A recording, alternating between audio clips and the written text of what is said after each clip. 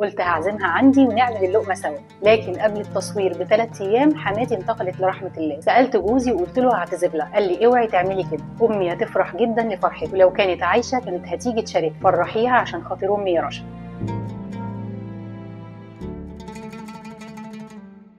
في رسالتها قالت لي عيد ميلادي اخر الشهر وعايزه اعمل اطعام. حصل عشان عيد ميلادي دايما بيكون مش احسن يوم في السنه. مش عايزه اسالك ليه عيد ميلادك مش بيبقى احسن يوم في السنه، بس انتي نورتيني النهارده. ربنا يخليكي، انا بجد مقدره جدا لحضرتك.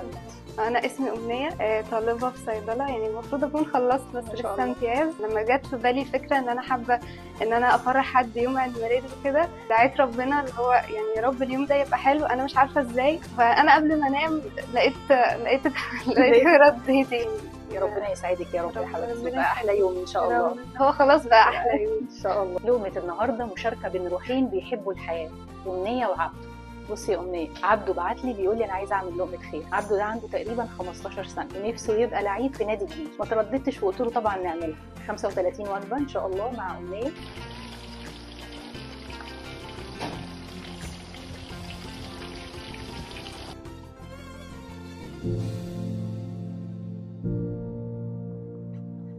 سنة حلوة يا أمنية، سنة حلوة يا أمنية، سنة حلوة يا أمنية، سنة حلوة يا جميل.